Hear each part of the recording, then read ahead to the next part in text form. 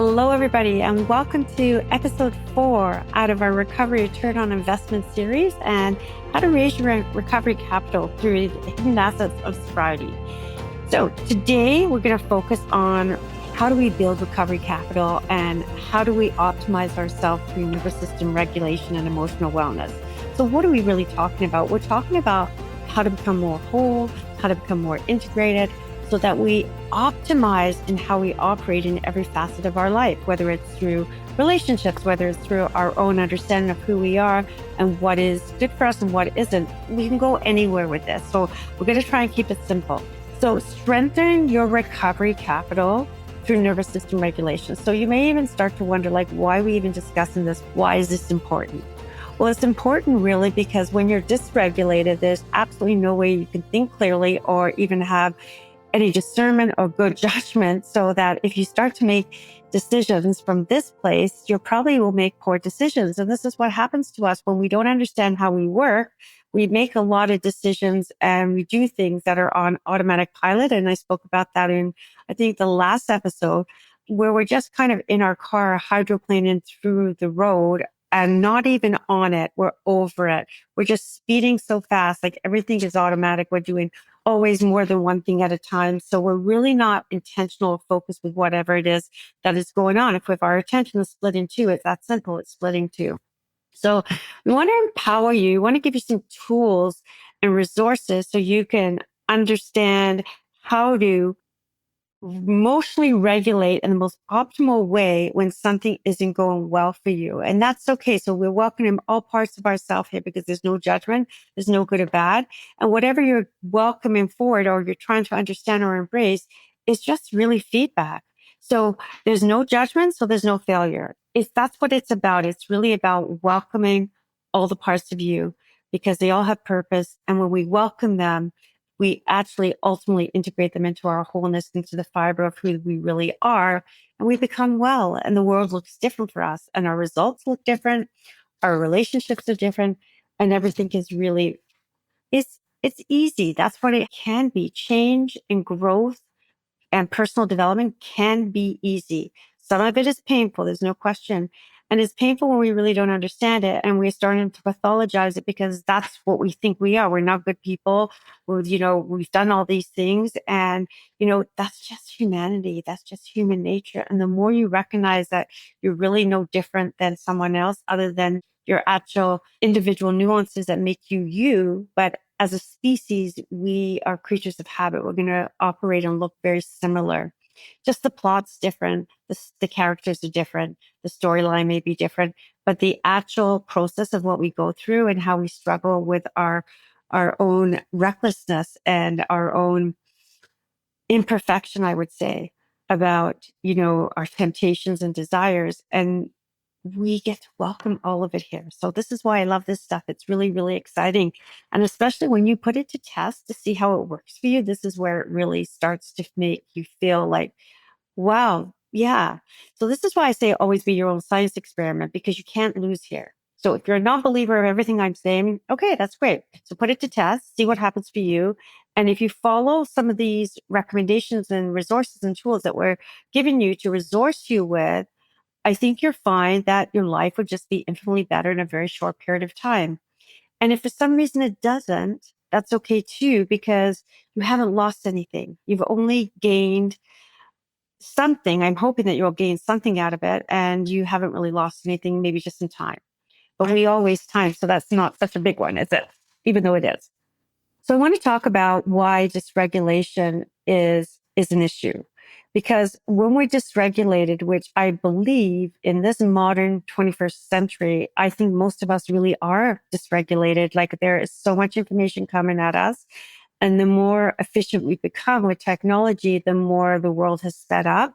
And it really has come to a point where it's just coming at us everywhere. And it's not just for us, it's for our partners, our children, our families, and the people we interact with. So we're all competing for this crazy small bit of time. And I say that because you don't really understand yourself if you're buzzing around all over the place trying to just keep up.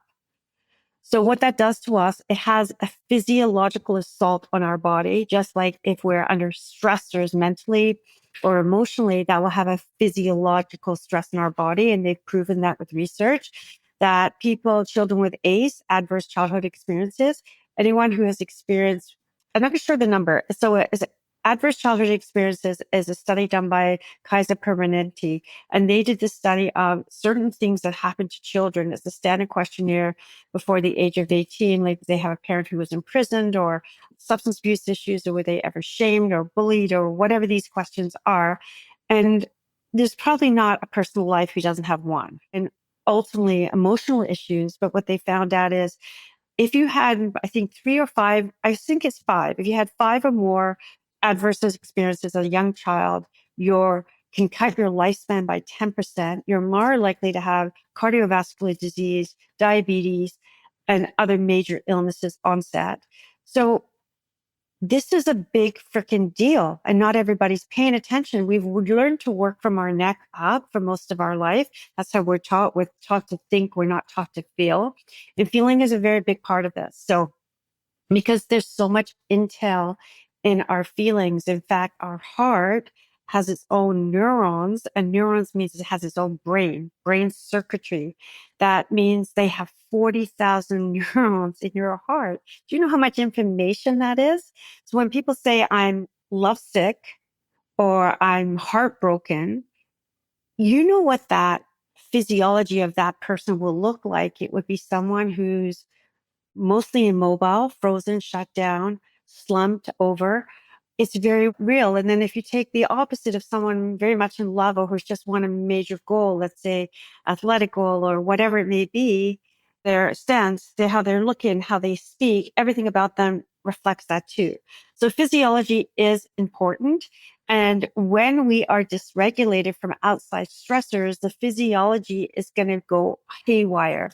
So for somebody like myself, I worked from neck up, as I said. So my brain was thinking I could think my way out of things. But eventually, thinking your way out isn't going to work for especially trauma in particular, because we've talked about this before, but the body holds cellular memory. What that means is the body is holding the somatic response of what that felt like to be scared or to be frightened or be terrified or whatever that may be.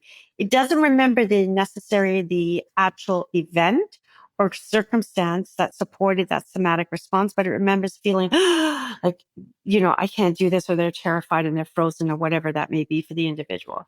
So when we remember the somatic responses, what happens is we don't get hijacked logically, but we get hijacked emotionally to that time, and which is why we feel immobilized. So obviously, when you're dysregulated completely and your heart's pounding and your mind spinning and various things are happening to you, you're not going to be able to think clearly. So therefore, try and find your phone when you're in a rush. Try and look for your keys.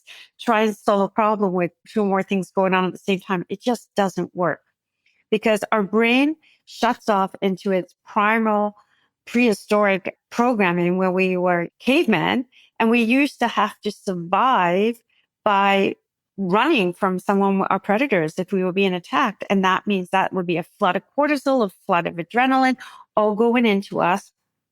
And then we would be able to run and mobilize and move. Well, if that is, there's no need to physically get up and run. So a lot of this stuff that's going on for us is really emotional. And what I mean by that is that we feel like we're rigid and stuck, or we can't stop on the flip side of that for whatever reason. And so for us to switch into a more neutral gear, it's kind of impossible. And so that's why if we could just neutralize and come back to the center instead of swinging this way or swinging that way from one end to one end, for those of you who can't see me, basically the far extremes of the tip, we want to be in the center, because that's where our window of tolerance is. That's where our zone of genius is, because when we're feeling kind of regulated, not kind of, when we are feeling regulated, we're not feeling frightened and that we're being hunted down, then we can actually think clearly. And then wisdom can come to us, and it comes. And I spoke about this in the other series because it really is true. It literally drops out of thin air. If you're conscious and open to receiving it, you'll get these incredible insights. I call them popcorn kernels of insights that just come to you. And you go, oh my God, Never thought of that. Like an answer will come to you, a name will come to you, whatever it may be. That's how it works. So that's a beautiful part of it. What I was saying about this adrenaline, if it's not being used in the modern day and age, so we're scared, we're terrified, our body's pumping all these chemicals, we can't think straight, we're totally, our heart's pounding, we're nervous, we're dysregulated, and we don't run and burn it off. It comes out in dis-ease. So, which is a precursor to disease. So how does it come out? It comes out in hypertension. It may come out in weight gain. It may come out in not sleeping at night. Like there's various physical conditions that will come with that. But the medical system does us a disservice because we're not asking these questions when we go to a doctor, or doctors aren't asking these questions like, how is your drinking? Or what other stresses are going on in your life? Maybe somebody's just lost their job. That's a huge one. There's a huge amount of depression and shame that would come with that. Even though may not be anybody's fault, it may be just circumstantial. It is what it is. And yet we don't talk about these things. They're taboo. So if we're not talking about them, then we're not looking at the person as a whole, which means parts will work well and parts don't. And we just stay stuck in the same pattern and we're spinning. Best analogy I can think of for those of you who are, grew up in the 70s, Fred Flintstone, the Flintstones were running on the spot, trying to get away and like going nowhere. That's exactly what happens to all of us.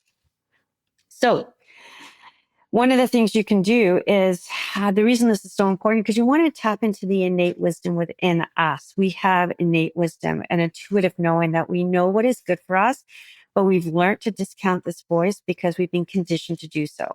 So I'm going to pose a question to everyone out there, and I want you to answer, when was the last time you didn't listen to your intuition, but you wish you had of? So when is a time where you needed to make a decision and you had a gut feeling about something and you thought you should go for it, but you didn't? Would you have been right had you? And I can almost bet the answer is yes for all of you. I don't know if there's anybody who says no. And if so, I'm welcome to chat. But if you're saying yes, we're discounting some valuable information and intel that's coming from our essence of who we really are, our true self, like not the person with the name, not the person with the job, not the person with the history, the truest part of you, your heart-centered self is the one who's answering these questions. And what's happening is actually you may be silencing that voice.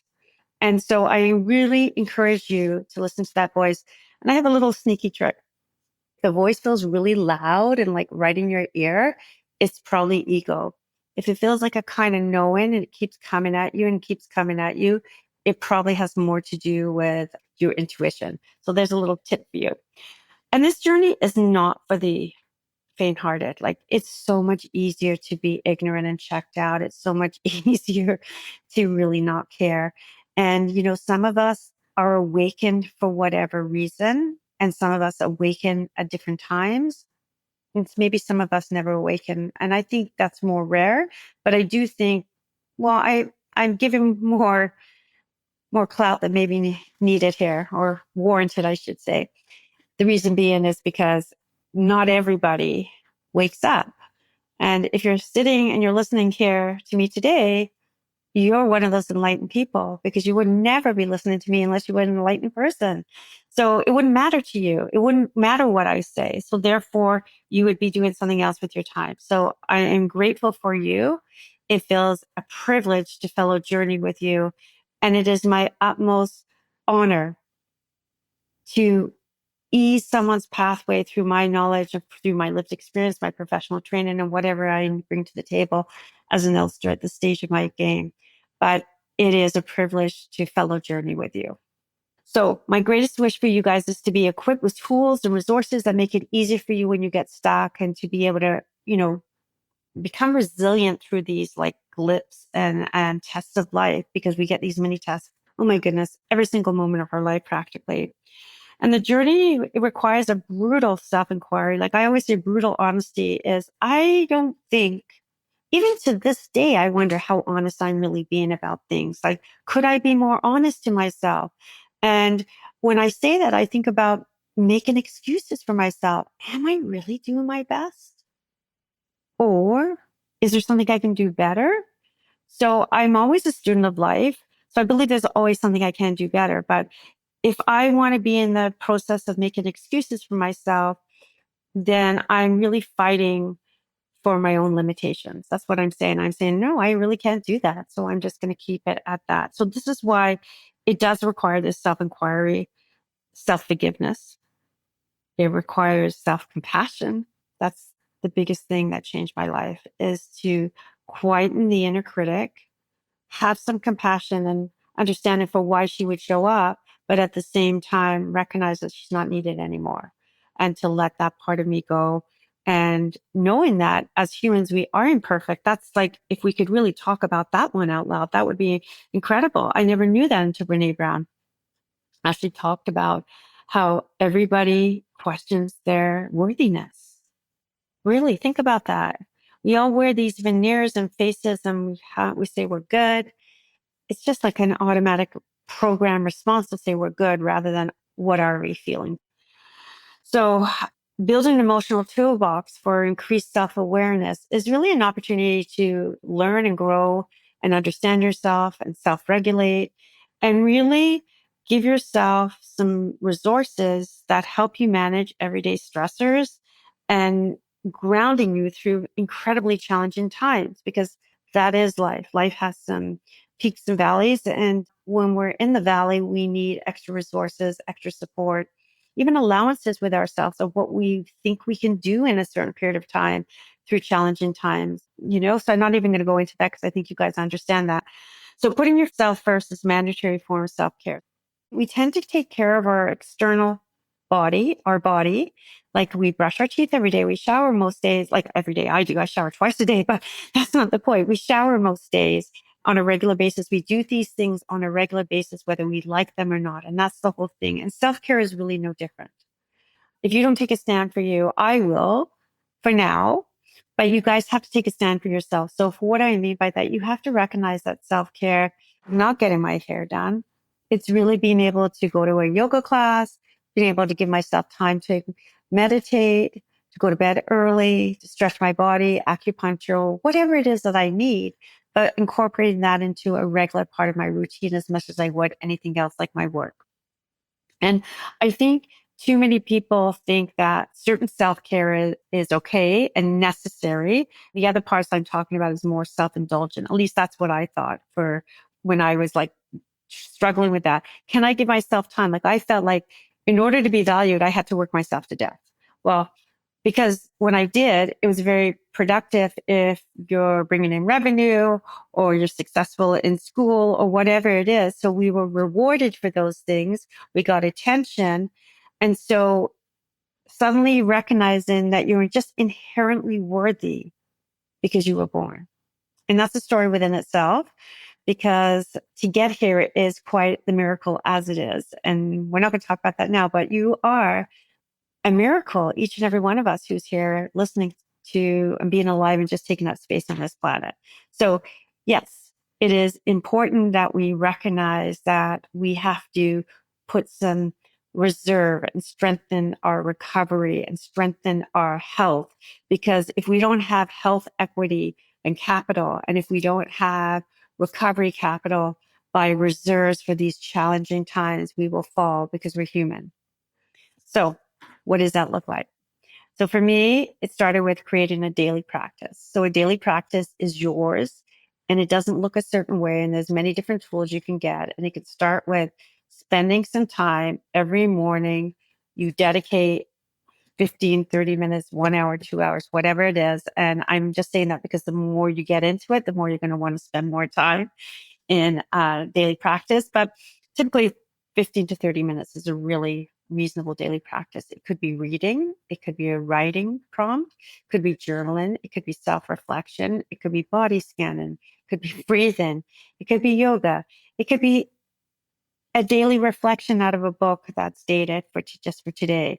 It can be anything. The point is, what you want to do is dedicate a time and a space for you to be with you. That's what this is. The goal is not what you did when you get there. The goal is just to get there. That's the goal. No other goal. Get your butt to the mat, or get your butt into your like little sacred space, and then you're going to do your thing. Now, the reason this is so important is if we just wake up and grab our phone and grab our coffee and out the door we go, we end up melding into other people's frequencies and energies. And we don't know what we want. We don't know what's important anymore. We've lost ourselves before we start. So we really need to check in with ourselves and anchor ourselves into our own day so that we really can be intentional with our days so we can get to where we want to go, right? Like, and that's a really big part of this is why we would do what we do. It's the truest meaning of self-care, and it's not a superficial one. And it should never be, something that you feel that you can't afford to do because you can't afford to go to yoga. Oh, the more reason for us to go to yoga. And I don't mean afford from a cost perspective. I mean from time. We have to make time for ourselves if we want to understand ourselves and if we want to know ourselves and we want to be the truest, highest version and most ethical and integrated and holistic part of ourselves. We have to be able to be with ourselves, answer our own invitation. So the practice will change over time and it can change from day to day. It can be different things. For me, it's different all the time. Some days I'm anchored more in Kundalini, which I'm not right now. It's not a season for Kundalini for me. It's really a season for peak performance and mind development because I really have done so much other healing work and I see this is an area where I'm not good at. I'm really not good at my thinking still. My thinking is still a problem in my own life. And so I want to be able to really hone that a bit better and understand myself so that I can correct the behaviors for optimal well-being, really. And who doesn't want that? Who doesn't want all the goodness? But you see, one of the things that happens is when we give ourselves this time, especially if we're upset over something, we come back to neutral, or if we just burned ourselves out, which I feel very similar, that I'm close to the edge and I don't need to be over the edge to recognize it's going to be harder to come back for me from a health perspective and give ourselves well-deserved time. If we don't do these things, we'll be forced to do these things, number one. That's what I believe. But when we do these things, we get the opportunity to be neutral and we go, oh my God, like all the answers are right there for us. So there in plain daylight for the taking. And so this is why we do this. Now, I'm going to give you a sample of tools of some of the things you can do in a daily practice, and they're no way exhausted. These are just some very basic tools that people can do. And you may want to start with asking yourself, what do I need today? So for me, I pretty well know that maybe like Kundalini is not cutting it right now. So it's more about study reflection. What am I feeling? And really going into body somatics and body scan. So body scan is another thing you can do. You top yourself head to toe and you just go, where is it? Just observe what is true for you. Is there heat? Is there tension? Is there pain? Whatever that may be for you. So that's what body scanning is. Breathwork techniques are super powerful, can change state. They can calm us immediately by doing different breathing techniques like this breath of fire. There's Adinastra, I believe it's called, alternate nostril breathing. I'm thinking that this is way too long to tell you what to do in terms of tools because there's so much. There's EFT tapping, there's body scanning, alternate nostril breathing. It's just so much. So like we don't need to do that now. So what I think would be really helpful is maybe I'll put a toolkit together that you guys can pick up on some basic tools, or you can message me for what you feel like your issue is. And then I will then someone like give you a protocol that I think that would be helpful for that. So once we incorporate these tools into our life as part of our routine, you start to understand that you've got a comprehensive toolbox. So maybe a playlist to calm down. I did that the other day. I was feeling crazy. Like I just had too many thoughts coming at me and I did binaural beats and it really worked. That's what I needed. It brought me back to neutral so much better. And you know how I knew that? My breath just started expanding and it was really, really amazing. So these tools give you ability to self-regulate, think clearly, respond to stress in healthier, more productive ways. So there's less conflict in your life. There's less depression in your life. And you're just typically more resilient. And then you start visualizing, like, where am I going to go now? Because now that I can have anything, now that I understand myself, what do I really want to do with my life? Now, I just want to preface, this is not a once and done. We don't do this once and we're over. This is why we're in practice. We practice. We come back to ourselves daily. We come back to our own self-inquiry. We're a different version of ourselves each day. And by that, we then become a different person. And then we have different results. And we have different desires and goals and values. And that's okay if they change. We tend to think it's not okay if they change. Like if we signed up for something, then we have to do that for the rest of our life. No, it's okay to change your mind. And it's okay to have a healthy discussion around that. That's another good one, communication. Communication series about what does a healthy discussion look like.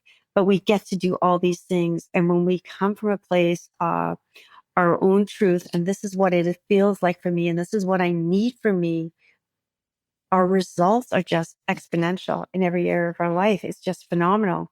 So as I said to you earlier, I invite you to be your own science experiment and see for yourself, test your own hypothesis. What is it that you really want? What are you subscribing to without really thinking about it? And what do you need to say no to? And what do you need to say yes to? I'd love to hear your comments. So as usual, I'm here for you. I'd love to hear what's resonating, what's not, what you want more of. And I am going to leave you now until next time and say naturally high. And we'll be back with episode 5 in our 5-part series. Thank you. Thank you for joining me for this episode of Naturally High. If this conversation resonated with you, I'd love to hear your thoughts. Please leave a rating and review on Apple Podcasts or Spotify, or reach out to me through the links in the show notes. Together, we're changing the way the world approaches mental health, addiction, and trauma. Remember to like, subscribe, and leave a rating for Naturally High on Spotify, Apple Podcasts, or wherever you listen so you never miss an episode. For more inspiration and resources, follow me on Instagram at therecovery_concierge or visit therecoveryconcierge.com. Stay empowered, keep rising, and I'll see you in the next episode.